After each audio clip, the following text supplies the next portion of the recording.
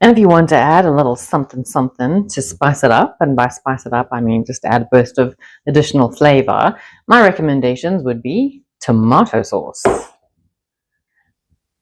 barbecue sauce, and then It says it's mayonnaise, ketchup, and wash your sister's sauce. Did you just say wash your sister's sauce? First off, you shouldn't be washing your sister. Says who?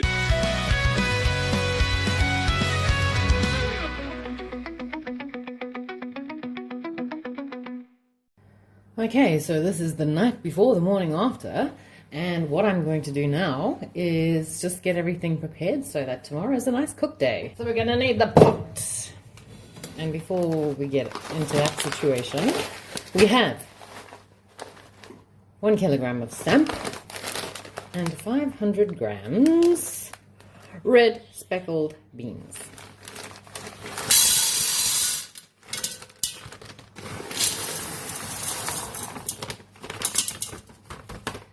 And of course, the salt. Not that it's cooking, but it does absorb flavor like potatoes. But we'll get into the meat and bones of it tomorrow when I cook. But for now, we're going to give this a good stir. And we're going to give it more of a stir when we've added boiled water. And cover it quite well. I'm going to boil the kettle again. Okay, second kettle of boiled water. You want to make sure that while they sort of soak up the moisture overnight, they've got enough fluid to soak up. Now that I've poured 2 full kettles of water in, apologies for the darkness. I'm going to give it a stir and then put the lid on and we'll touch base tomorrow morning. And finally, winter has found us, I think. You know, for Africa, I suppose our winters are probably considered mild by the rest of the world, but to us, they're absolutely frigid. And it means we're heading into that time of year where comfort food will become a staple. So today we are doing sampandbeans, which is locally, it's used in a dish called Umngqusho or Umngqusho. But this is my spin on it. And it is a very hearty meal. It is 1 pot cooking, and by 1 pot cooking this time I mean it's just 1 pot. Just 1 pot. And if you have a slow cooker or a crock pot, you know, you can do the prep the night before and leave it into slow cook so that when you get home in the evening, you've got a perfect dish waiting for you. A meal that'll give you a hug from the inside out. So, what will mince. Beef mince or ground beef, 3 red onions, and of course, what would a dish be without tomato? So I have 3 cans of chopped peeled tomatoes. Even though this is tomato and onion gravy, it's basically chopped peeled tomato mix. Okay, tomato paste and mutton stock cubes. Alright, it'll all make sense later. Well, it won't make sense later, but, you know, there's no reason not to mix things. Mutton just has a different flavor. I would use mutton mince, but nobody's got that kind of budget. So now, considering it is the morning after the night before, these are the sampandbeans that were left to soak. Let's give it a stir. You can see how much more space in the pot it's taking versus before I poured the hot water, boiling water in, should I say. And I'm going to give it a good stir, and then I'm going to strain it.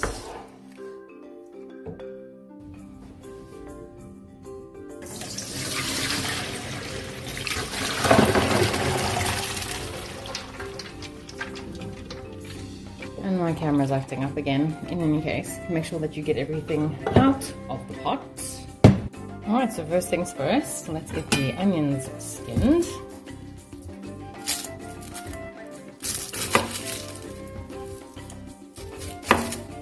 Alright, so now that the onions are skinned, you can throw this away. Okay, and may I not cut myself today? Thank you very much.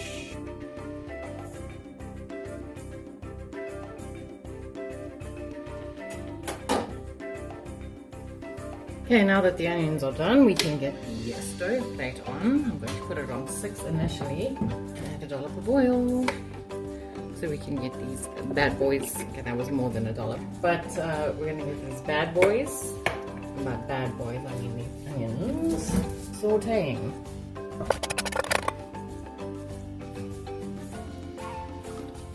Alright, let's just make sure that we break all the onions up, all the little bits that are stuck together, and get everything nicely coated in oil.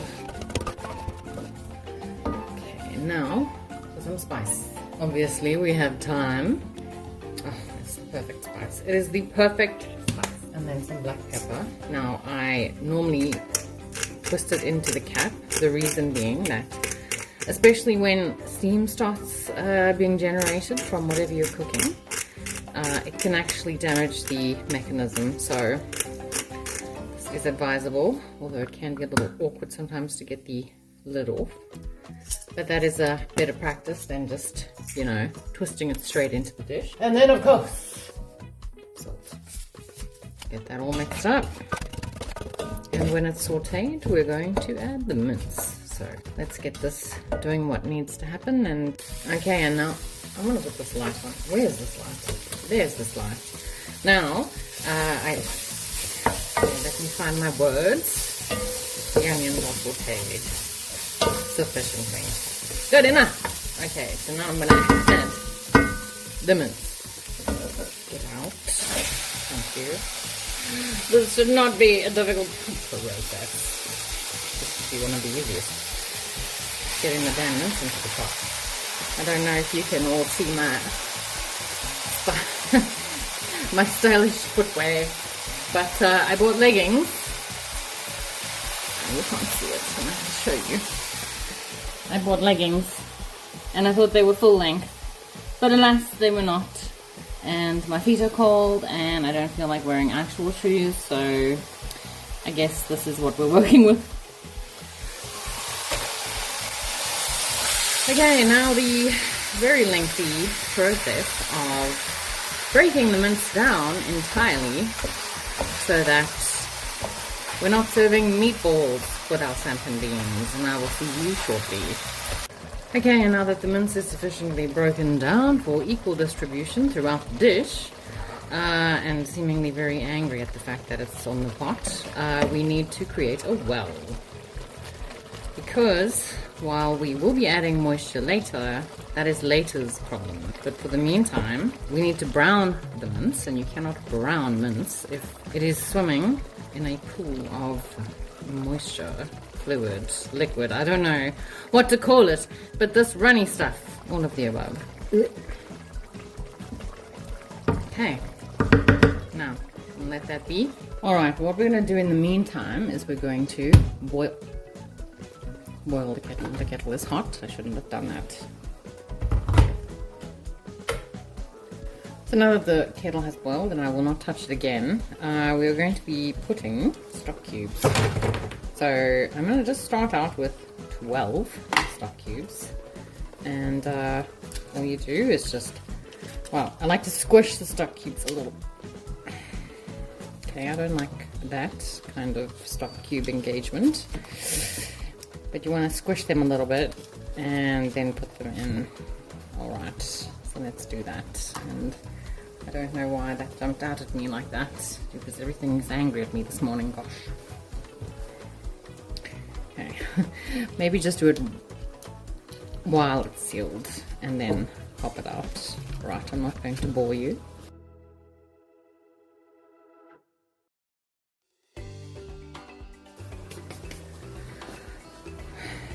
Alright, so I've grabbed my little whisk, but you can also use a fork. The point being that you just want to add enough boiling water to cover it up and let it sit so that you don't have any solid stock cubes left, and that it's literally just a very rich, flavorful, liquid, fluid moisture thing. But we'll get to that yet. But for now, that's that. Okay, so now that the mince is looking like it should, kind of, you see there's still moisture here, but this is definitely not water. Okay, this is fat, and so I'm kind of tired of places telling me that I'm buying lean mince when in actual fact it's not all that lean, but it's okay, because for this dish having a little bit of fat in the mince is actually preferable. So now we're going to get this mince nicely browned, because all of the fluid moisture liquid is gone, and we'll just do this for a little while and then we'll do the other stuff. Alright, now that the mince is sufficiently browned, I'm going to add the samp and beans. Just make sure that they are strained properly so that we do not mix water. The only thing that I will tell you about making samp and beans is that you need a really, really big pot for the ratios that I've given you, because, alright, just don't mind, I have to get all of this out. Now, these are beans, but this is samp. Now, samp is, it looks like teeth, isn't that cool? It's kind of weird, but samp is from the millie. Now we call them millies. The rest of the world calls them corn. In general, I think the term to be used is maize. So these are coarsely ground maize kernels with the outer shell removed. In Europe, well, let me first just talk about the South African iteration. This is also made into maize meal, which we call mealie meal, and it is a porridge. It makes porridge. And then if you are a Xhosa speaker, then you would maybe make pokotlo or mfino. And if you're Afrikaans, you'd be making krummelpap, which means crumbly porridge, or stewepap, which means stiff porridge. And the Afrikaans people like to eat their stewepap, their stiff porridge, with this. Okay, so I do also feel that tomato and onion mix is part of, well, it's ingrained in South Africans, you know. So we've gone full circle there. Now we're going to add this. But I think before we add that, let's give this a good mix so that everything is nice and evenly distributed. This is quite a hefty dish. And I can smell that meat browning. What you want. Now, you see, the prep work for this is probably the hardest part, but samp and beans is such a versatile dish that you don't even need the meat. You can literally just cook it in stock and tomatoes and onions and have yourself probably one of the most cost-effective meals available in this country. Okay, so at the moment, you see how full the pot is. It's only going to get worse after this point because everything's still going to swell as it absorbs the moisture. Foreshadowing is a literary device. One thing I will tell you about samp and beans is very much like potatoes and rice, it absorbs flavour. So that's why we have our stock. And I will not be adding any additional salt at the moment because obviously stock has a high sodium level, so let's just get this in. Put that in there. Then for our tomato, okay, 1 can, 2 cans, but except it's not 2 cans Samp, 3 cans, there we go, done. Then give it a good mix.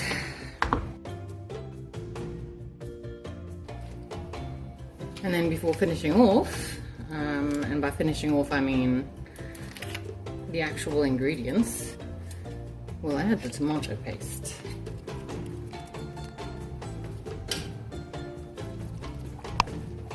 Now tomato paste is basically just very, very concentrated tomato. It adds a richness to any dish you add it to. I would recommend using tomato paste. I'm pretty sure that other countries must have it as well. Now the one nice thing about this dish is if you've got a crock pot or a slow cooker, I'm not sure if I mentioned this earlier, but here we go again. You can literally do all of this prep work the night before, put it in the pot overnight, or put it on first thing in the morning before you go to work, and then when you come home, you've got a freshly cooked meal. But for now, I'm going to turn this heat down. But before that, I'm going to top it up with water from the kettle. If you put cold, you can put cold water in, but obviously cold water will cool everything in the dish. So if it's boiling, it's going to stop it from boiling. And we don't want to diminish the heat in any way. We want the heat consistent, but consistently low. So I'm going to put this on very low.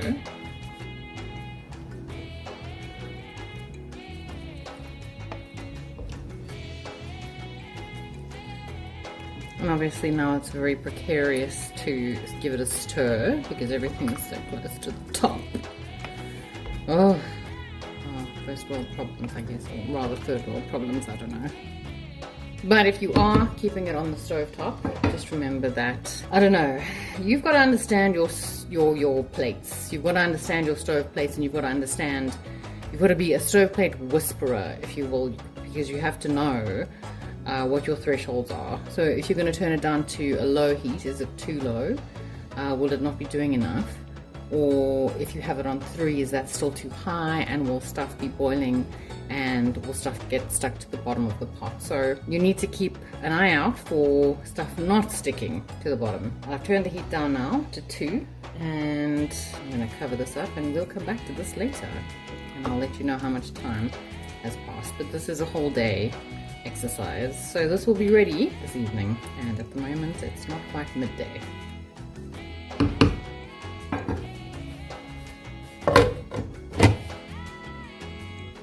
Okay, so this is about an hour later. I have been stirring in the interim and adding water from the kettle, and as you can see, it's a very full pot.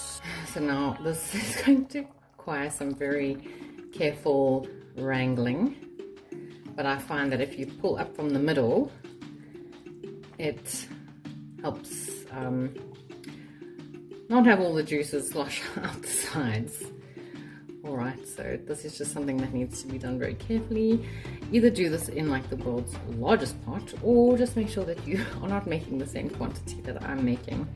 Just focus on the ratios. But it's looking good, it's certainly smelling amazing, and the weather today is definitely conducive for this hearty meal. And obviously just make sure that very carefully that nothing is sticking to the bottom. It doesn't seem like anything is sticking, which is great. Still got a bit of cooking to go, like quite a bit of cooking to go. It's only been an hour, and yeah, let's hope I'm not dealing with this situation later. And it's still on 2, and as you can see, it is plopping a little bit, but yeah, other than that, let's just keep it on the go. Okay, sometimes you've just got to be the bigger person and admit defeat. Right, it's not it depends on what your definition of defeat is, though. Okay, so this is kind of like a defeated way of winning. Let's say that. Yes, that makes me feel better. So I'm going to remove this lid very carefully. As you can see, this is a miraculous food.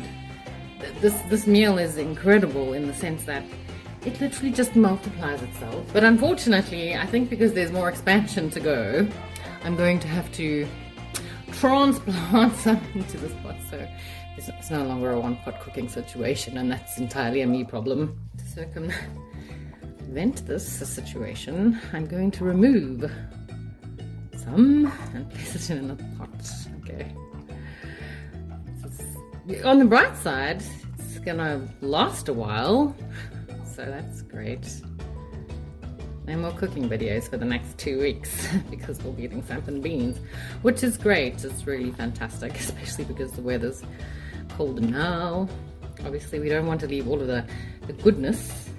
This is making a beautiful mess. You have to see the positive. So now that I have transplant. That's insane. It just doesn't feel like it's getting emptier. Like what? Okay. So the food has multiplied. So at this point in time, it's been cooking for 2 hours, 2 and a bit hours, I think. All right. So I'm going to remove a little bit more from here now that I've stirred it. This could, you know, solve world hunger, I suppose. So the first thing I'm going to do after I've, I don't know, transplanted some to the other pots is boil the kettle. So now that I have introduced the second pot, let me just have a taste of the things and see the textures. So there's a bean. That's good flavour. That is good flavour. Okay. The samp I can do with a little bit more cooked time. So now I'm going to add water that is just boiled. The other noise is the washing machine, don't mind that. So yes. This is still on 2. This I put on 5 for now. Let's try and get the heat up and I'll turn it down. I wonder if I mustn't add salt. Now we continue to let it cook, but let me just go back to the salt discussion I was having momentarily. Because, like I said, much like potatoes, they will absorb the salt and the flavour. So I don't know, I feel like it's a good amount of flavour, but I didn't put that much salt in to begin with. So I'm just going to give another look, and this, it looks like a lot that I'm putting in, but I promise you it's really not. Okay, just a little bit. Yeah, I don't know, this is like a miracle food. This is ridiculous. Oh, there we go. Alright, cover up and let. Okay, we're 3 hours in and my plight to end world hunger is well underway, as you can see. So I have topped up with water a few times and I've kept stirring, and yes. You know, the thing is, I've made this recipe before and I don't remember ever finding myself in this predicament, but here we are. And you know, is it a predicament? No. I won't have to cook for a while. No, I'm kidding. So what we'll probably end up doing is freezing some, and we are heading to the 4 hours in mark, and it's looking good. So let's give it a taste, give it a swirl and a taste.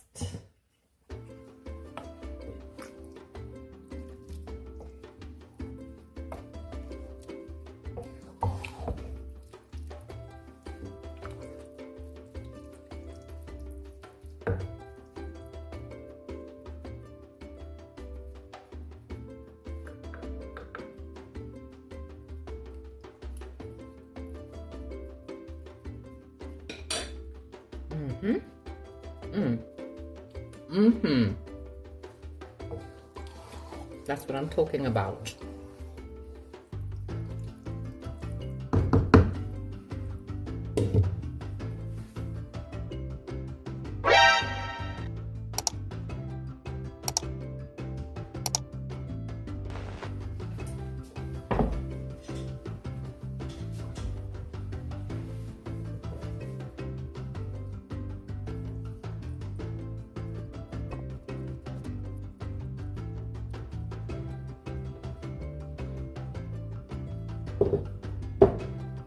Ta-da!